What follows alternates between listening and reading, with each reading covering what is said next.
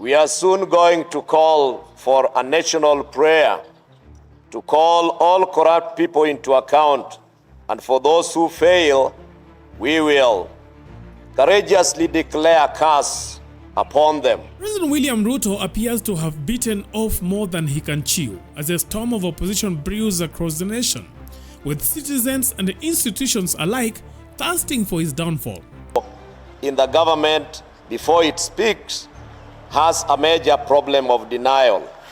And we take this opportunity to advise more specifically Honorable Gladys Chulei and the other leaders with whom they have dared criticize the Catholic bishops that they should go slow on their attack on the Catholic bishops and the church leaders whenever we speak against corruption in this country. Days after joining his allies in condemning the Catholic Church for questioning his governance, a new adversary has emerged, the Anglican Church of Kenya, ACK. Armed with prayers and unrelenting demands, the ACK bishops have vowed to spiritually bring down the Kenya Kwanza government if their grievances are not addressed. Now, the Anglican bishops have issued a list of demands aimed at holding the government accountable. Number 1. Publish the names of those charged or convicted of mega corruption. Number 2. List all the state appointments made before and after forming the so-called broad-based government. Number 3. Disclose State House staff details, including salaries and the mysterious prayer warriors. Number 4. Report on reductions in foreign travel costs as promised by President Ruto. Number 5. Clarify the roles and statuses of the First Ladies and Second Ladies offices. Number 6. Revert to the old university funding model. Number 7. Implement the University Lecturers Collective Bargaining Agreement (CBA). Number 8. Provide updates on the appointments of the new IEBC commissioners. We therefore make these irreducible demands to the office of the President.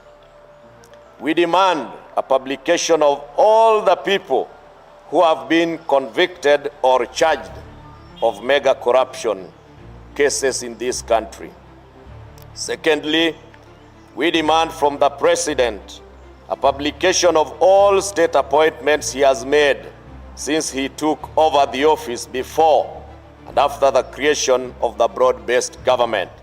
This will enable us be able to assess from his desk whether there are traces of corruption in the appointments and fairness in sharing positions of leadership in this country, and Kenyans may be able to get confidence in the manner in which they have done those appointments, because that is an area where we've always raised issues in the manner in which the appointments are made.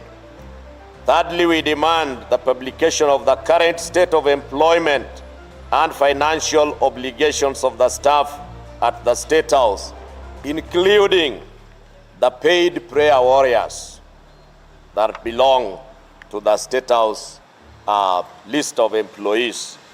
We also demand a report on the foreign travels that the President promised would be cut. There was a promise to cut down expenses on travels. We are yet to see an evidence that that is actually being done.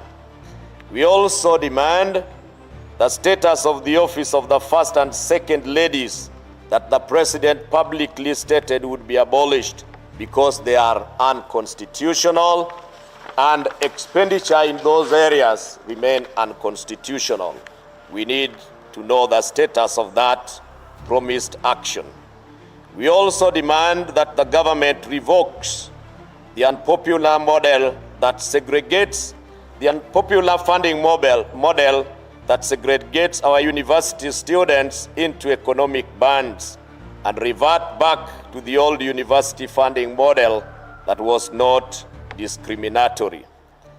Seventh, we demand that the government immediately implements the University Lecturers CBA to allow normalcy to our universities.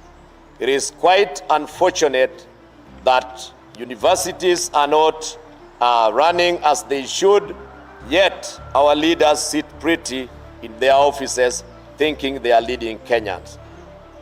Quite unfortunate and regrettable that a leader to their status would keep a blind eye on this very, very crucial issue of university lecturers or university workers.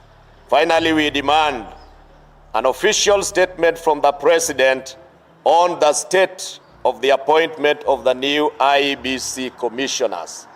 Kenyans cannot continue to be treated without an IEBC, a very crucial constitutional commission that needs to be operational. Many constituencies do not have representation. An example that many people know, appointments are made. Like for me in Ugunja, I'm not represented now because my MP had been appointed to become a CS. Today, we cannot have elections in that area. Other constituencies went ahead of us. Wards are there that cannot get their representation simply because there is no IEBC. So let the President come out and tell us what is the state and where are we moving, and for how long will Kenyans stay without an IEBC? Because many things seem to be, people seem to be silent and focusing on many other things, but such crucial commissions are not being addressed. Let it be addressed. Thank you. Now, the bishops have gone a step further, proposing a national prayer day where all government officials will be summoned to tackle corruption spiritually. Now, in a dramatic twist, the bishops warned that those who fail to attend may face curses invoked by the pastors themselves.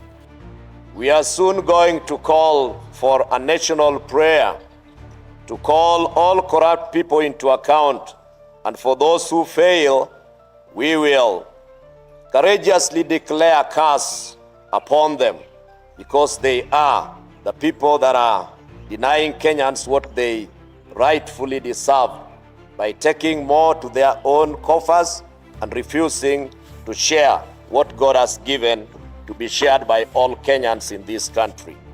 This unprecedented move has sparked intense debate, with many questioning why the church, once seen as Ruto's staunchest ally, now appears to be turning against him.